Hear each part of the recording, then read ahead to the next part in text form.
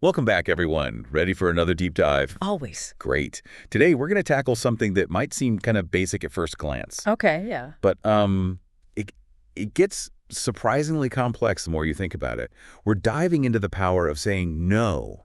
Oh, interesting. Yeah.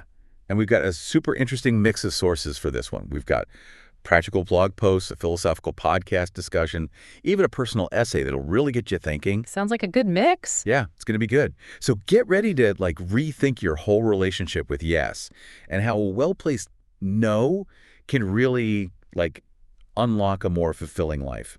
It's funny how in a world that's constantly pushing us to do more, achieve more, the ability to say no can be like this secret weapon. It really is. It's almost counterintuitive. It is, yeah. And I think so many of us, we fall into this, what a lot of the sources call yes trap. It's that feeling of obligation to say yes to absolutely everything. Right. Even when it means stretching ourselves super thin, burning ourselves out. Yeah, I've definitely been there. Oh, me too, for sure. Mhm. Especially earlier in my career, I felt this pressure to say yes to every opportunity, every single request, even if it meant sacrificing my own well-being Oh, yeah. or neglecting the things that really mattered to me. I think it's really understandable why we get caught in that trap, though.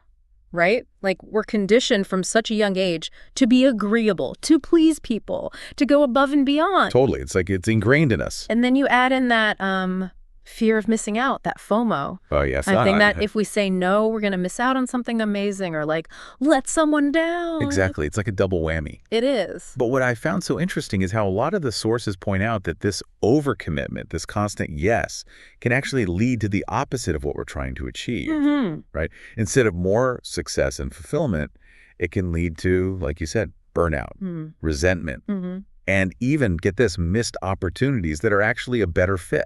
It's true. It's like we're so busy saying yes to everything that we don't have the time or energy to actually pursue the things that truly align with our values and goals. Right. And one of the blog posts actually specifically mentioned healthcare workers. Oh, yeah. Talk about a field where the pressure to say yes is intense. For sure. Yeah. I mean, it's true across so many professions and even in our personal lives, too. Totally. But what surprised me even more was how one expert linked this whole yes trap thing to perfectionism. Oh, interesting. Yeah, they said perfectionists often overcommit because they have this deep fear of appearing incapable or disappointing others. They're trying to prove themselves. Exactly. But it just ends up creating this cycle of stress and exhaustion. It's like they're constantly trying to meet these impossible standards that they set for themselves. Right. I love this analogy one source used. They compared it to a jar filled with rocks, pebbles, and sand. If you try to cram everything in all at once, it just won't fit. Oh, I've heard that one. Right. But if you prioritize those big rocks, first the things that truly matter, then the pebbles and sand will naturally fall into place. I love that. It's such a great visual. Really shows how saying no can be about creating space for the things that we truly value. Right. And it's not just about physical space. It's mental space, emotional space. Absolutely. It's about being intentional with our time and energy instead of just reacting to every single demand that comes our way. Exactly.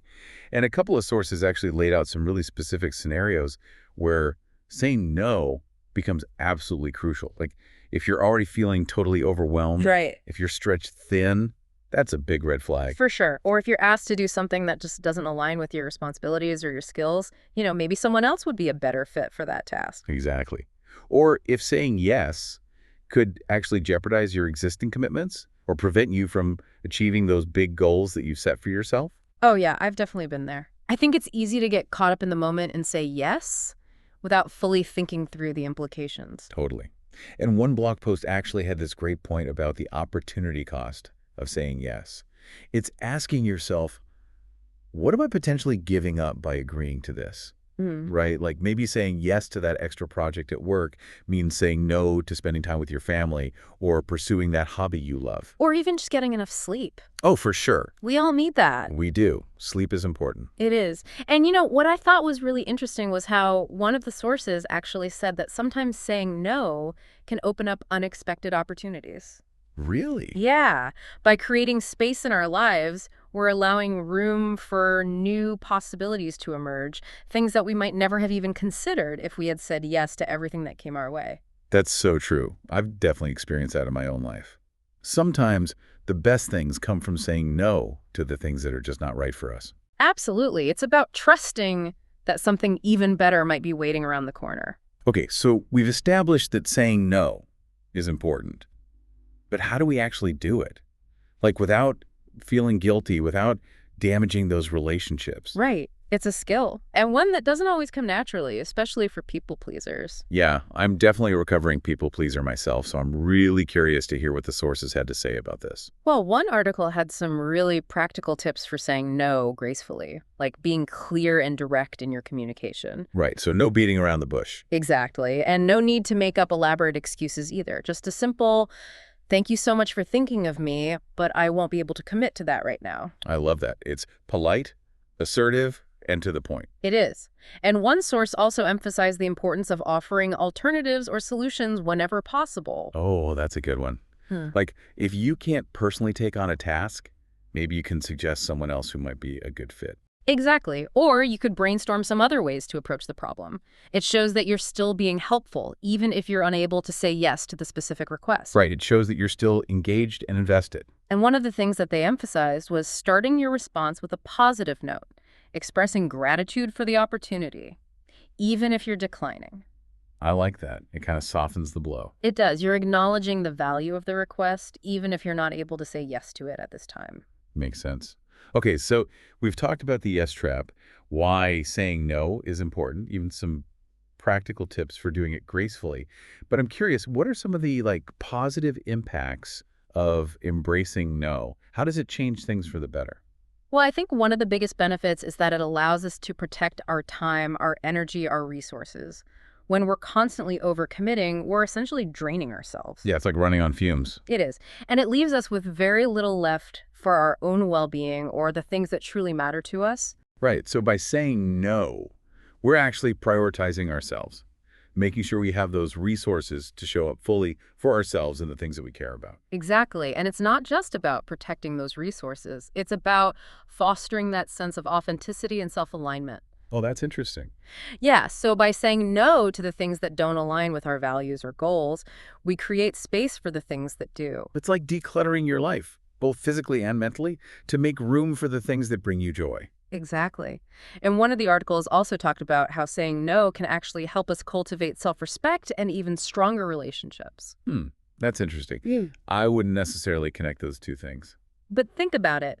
When we're honest about our limits and we set those clear boundaries, we're communicating to ourselves and others that we value our time and energy. Right. You're showing that you respect yourself. And that self-respect can lead to greater confidence, assertiveness, and other areas of our lives. And stronger relationships. Exactly. Because when we're constantly saying yes to things we don't really want to do, we're not being authentic. It's like we're wearing a mask. Exactly. And that can create distance in our relationships. So when you're authentic and you communicate your needs assertively, you're actually inviting others to do the same. Right. It creates a more balanced and respectful dynamic. So it's like saying no can actually be an act of love, both for yourself and for the people in your life. Exactly. It's about being true to yourself and allowing others to do the same. Which I think is a really powerful idea. Mm-hmm. And speaking of powerful ideas, one of the sources really dove into the connection between saying no and kind of breaking free from that perfectionism trap. Yeah, that was a fascinating read. The author argued that while perfectionism might seem like a driver of success, it often comes from a place of deep insecurity. It's like that constant striving for flawlessness can actually backfire. It does. It leads to procrastination, self-criticism, and even, surprisingly, underperformance. It's like you're so focused on getting everything perfect that you never actually get anything done. Right. And what was even more interesting is that the author actually argued that there's very little connection between perfectionism and actually being a high performer. That's interesting. I would have thought they were correlated. You'd think so, right? But it's more likely that people are successful despite their perfectionism, not because of it. So it's holding them back rather than helping them. Exactly. And the author actually gave a personal example. He talked about his wife, who he described as a perfectionist. Oh, okay. And how she really struggled to cope with the unpredictable nature of their newborn baby. Oh, I can imagine. Right. It was like this perfect illustration of how life often throws curveballs, and we have to learn to let go of control, to embrace the good enough. Right. Babies don't really care about our perfect schedules or our idealized visions of what parenthood should be like. They don't. And one of the sources actually encouraged readers to experiment with this, to intentionally try things without aiming for perfection and see what happens. That's a good challenge. Like, what's the worst that could happen? Right. And, the results are rarely as bad as our perfectionist minds lead us to believe. I think we tend to build up those worst case scenarios in our heads. We do. And the reality is rarely as catastrophic as we imagine it to be. One of the sources actually challenged readers to think about the opportunity cost of pursuing perfection. Like, what are we sacrificing by constantly chasing those unattainable standards? That's a really important question to ask ourselves. What are we missing out on in terms of time, energy, joy, and even potentially groundbreaking ideas? What could we be doing with our lives if we weren't so fixated on getting everything perfect? Exactly. And that leads us to this broader discussion about what success actually means.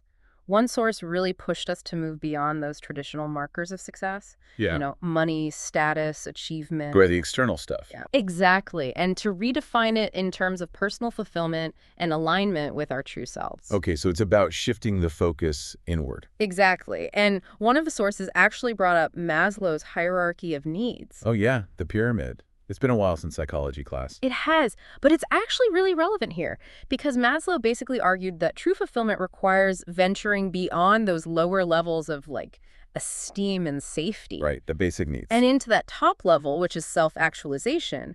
That's all about living in alignment with our purpose and reaching our full potential. So it's about more than just checking off boxes and achieving things. It's about living a life that feels meaningful. Exactly. And one of the sources even introduced this ancient Taoist concept of wealth from within. Wealth from within. Interesting. Tell me more about that. Well, it basically suggests that true contentment comes from aligning with your true nature, not from chasing external validation. So it's about recognizing the abundance that's already present within us. Exactly. It's about knowing that you have enough love, enough joy, enough connection. That's what makes you truly rich. I love that. It's like shifting the focus from what we lack to what we already have. Right. And often it's during those challenging transitions, Yeah. career changes or personal losses. Right, those moments that force us to confront who we really are. Exactly. That's when we really start to discover our true purpose and redefine what success means for us.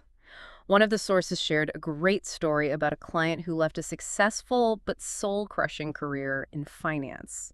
Oh, wow. And they ended up finding this renewed sense of purpose in helping others. It was a really powerful example of how sometimes we have to let go of what we thought we wanted to create space for what truly matters. It's like those breakdowns can actually be breakthroughs in disguise. They can be. Wow. And one of the sources talked about post-traumatic growth, which is this idea that going through difficult times can actually lead to a deeper sense of purpose, a greater appreciation for life. So it's about finding meaning and strength in those challenging experiences. Exactly. It's not about pretending that the tough stuff doesn't happen. It's about finding ways to grow and evolve through it. And one of the sources actually talked about recognizing those moments where we fall back on, like should statements, Oh, yeah. as a way to avoid doing what we truly want to do. Yeah. Like, I should stay in this job even though I hate it, or I shouldn't pursue that creative passion because it's not practical. Right. It's like those shoulds become these bars on our own cages, trapping us in lives that don't feel authentic. They do. It's like we're giving our power away to these external expectations. And one of the things that this source recommended was to become aware of those should statements when they pop up and then challenge them. Like instead of saying, I should stay in this dead-end job, ask yourself, what if I explored different options that might be more fulfilling? It's about opening up those possibilities instead of shutting them down. Exactly. And another suggestion they had was to try and identify who you're trying to please with those should statements. That's a good question. Yeah. Is it your family, society, your own internalized expectations? It's about becoming more aware of those external and internal forces that are shaping your choices. Right, and then deciding if those influences are actually serving you. Exactly. It's about reclaiming your power and making choices that feel aligned with your true self. Okay, so it's about recognizing those shoulds and then taking action. Speaking of taking action, I love how one source shared this example of someone who finally took the leap to pursue their passion for art after years of feeling stuck in those unfulfilling jobs. It's a great reminder that it's never too late to reconnect with your passions and redefine what success looks like for you. Right. And it might not look like what society tells us it should look like. Exactly. And there was another anecdote about a tech executive who had achieved all the traditional markers of success. Right. The big house, the fancy car, the corner office. All of that. But he still felt empty and unfulfilled, so he ended up reconnecting with his childhood love of storytelling. Yeah, and he found a way to integrate that into his life, and it brought him this whole new sense of energy and meaning. I love that. It's a reminder that our true passions often lie dormant within us. They do. And sometimes it just takes a little bit of courage to dust them off and give ourselves permission to explore them. Even if they don't fit that traditional mold of success. Exactly. It's about redefining success on our own terms, and that can be incredibly empowering. I think we all have those passions or interests that we've maybe pushed aside because they don't seem practical or realistic. We do. But sometimes those are the things that can bring us the most joy and fulfillment. So maybe it's time to dust them off and see where they lead us. I agree. Yeah. And one of the interesting things that came up was this connection between saying no and, kind of breaking free from this perfectionism trap. Oh, yeah. That was really fascinating. The article we read, the author said, striving for excellence, great, but perfectionism can be like the sneaky thing that stems from insecurity. Totally. It's like this constant need to prove yourself, Yeah. which honestly can be super draining. Yeah. And it doesn't always lead to better results either. Right. And the source even talked about how this fear of not being good enough that can actually feed into the yes trap. Oh, interesting. Yeah, perfectionists are terrified of appearing incapable, right? Right. So they overcommit to try and prove their worth. Oh, I get that. Yeah. Even if it means sacrificing their own well-being. Exactly. It's a vicious cycle. And to kind of highlight this, they talked about, like a real life story the author did about his wife. She considered herself a perfectionist. Oh, yeah. And how she struggled with the unpredictable nature of, having a newborn baby. That was such a great story. Babies don't really care about our perfect little schedules, right? Or our ideas of how things should be. Right. They force us to, kind of loosen our grip on perfection and just embrace what's good enough. And sometimes that's honestly the most freeing thing we can do. It's so true. It's like a reminder that life is going to be messy. And that's okay. Exactly. It's about embracing the imperfections. And one of the articles actually encouraged people to try this out, intentionally do things without aiming for perfection. Just see what happens. It's a good challenge. And I bet the results aren't as bad as people imagine, right? I think we build up those worst case scenarios. We do. But the reality is never as catastrophic as our minds make it seem. Yeah. And this same source even, they challenge people to think about, what's the cost of pursuing perfection? What are we giving up? Time with loved ones, hobbies, maybe even just our own peace of mind. Exactly. Maybe it's time to relax those standards a little bit. I agree. And, this actually connects to a bigger conversation about, what success even means. Because one of the sources really challenged the typical idea of success, money, status, all that. Okay, so not just the external stuff. Right. They encouraged us to redefine it based on, our own personal fulfillment. Yeah. Aligning with who we truly are. Okay, so it's about shifting that focus inward. Exactly. And they brought up Maslow's hierarchy of needs. Remember that? Oh, yeah, the pyramid. It's been a while. It has, but it's actually super relevant here. Oh. Because remember, that top level of the pyramid, self-actualization. Okay, yeah. That's all about living in alignment with our purpose and reaching our full potential. So it's about more than just achieving things, checking off boxes. Exactly. It's about a life that feels meaningful and purposeful. And one of the sources actually introduced this ancient Taoist idea called wealth from within. Oh, yeah. It's about recognizing that true contentment doesn't come from outside validation. It comes from connecting with your authentic self. And that's what makes you truly rich.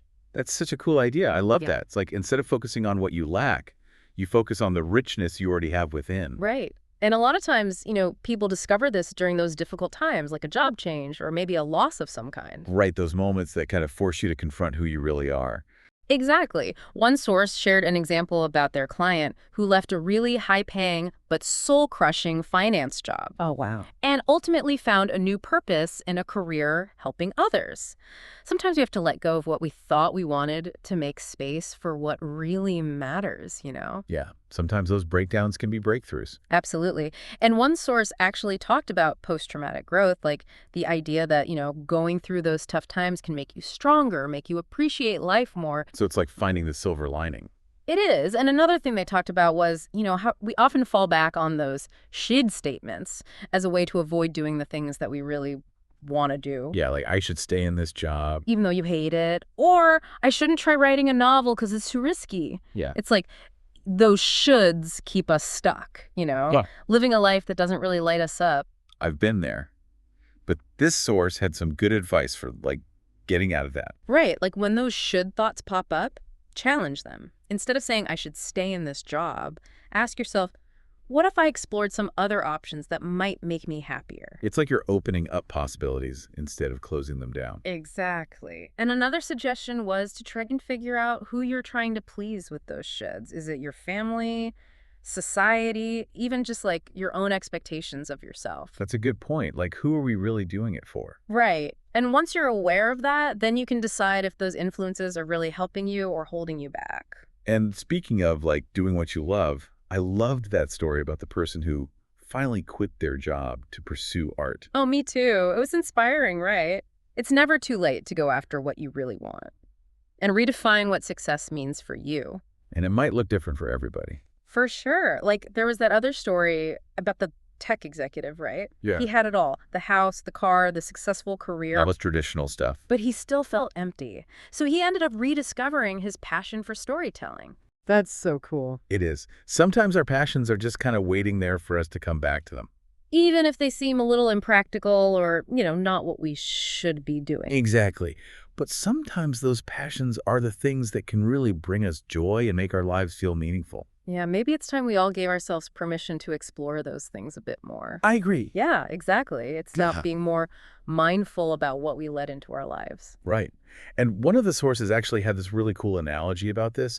They encouraged readers to think of their lives like a museum exhibit. A museum. Okay, that's interesting. I'm curious. So imagine you're the curator of this museum. Right. And every experience, every commitment, every single thing on your to-do list is like a potential exhibit. Okay, I'm following. The key is to be really selective about what you choose to put on display.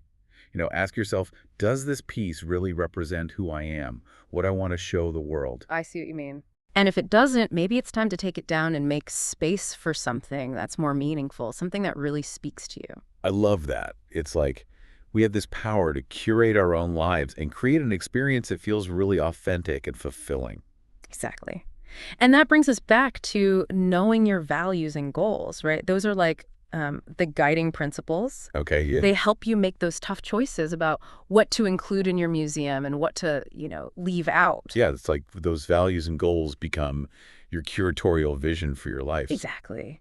And one source gave a really great example of someone who applied this to their career. They were like a successful lawyer, but deep down, they felt drawn to a more creative path. So what do? Did they just quit? Well, yeah, basically. They took a leap of faith and decided to pursue writing. It wasn't easy. I mean, they had to say no to a lot of things, financial security, prestige. Yeah. But they ultimately realized that those things were no longer aligned with what they truly valued. That's so brave. It's a good reminder that it's never too late to make a change, It's not. This person was in their 40s when they made the switch. Wow, that's inspiring. Like, our lives aren't set in stone. Right. We can rewrite the narrative at any time. And a big part of that is saying no to the things that are no longer serving us. Exactly. It's about creating space for what truly matters. Well, this has been such a fascinating conversation. I feel like we've really gone deep on saying no. Me too. It's amazing how such a seemingly simple concept can be so complex and nuanced. So as we wrap up, what are some key takeaways that you hope our listeners will, walk away with? Well, I hope they remember that saying no is an act of self-respect. It's about recognizing that your time and energy are valuable and you have the right to choose how you spend them. Right. It's about setting those healthy boundaries, not just saying yes because you feel obligated, Exactly. And I also hope they'll remember that saying no is not about being selfish or negative. It's about creating space for what truly matters. The things that bring you joy, that light you up, that give you a sense of purpose. It's about saying yes to a more authentic life. Exactly. And it's a journey, not a destination. You're going to mess up sometimes. Say yes to things you regret later. Oh yeah, I've been there. But that's okay. It's all part of the process. It's about learning and growing, being kind to yourself along the way. And remember, you don't have to do it alone. Lean on your friends, your family, maybe even a therapist. Right. A support system can be so helpful. Yeah, talk about your challenges, celebrate your wins. It's all easier when you have people to share it with. Well, thank you so much for joining us on this deep dive into the power of saying no. We hope you found it helpful and inspiring. Me too. And remember, every time you say no to something that's not right for you, you're saying yes to a life that's more authentic and fulfilling. So go out there and say no with confidence. And until next time, may you have the courage to create a life that truly reflects who you are and what you want to be.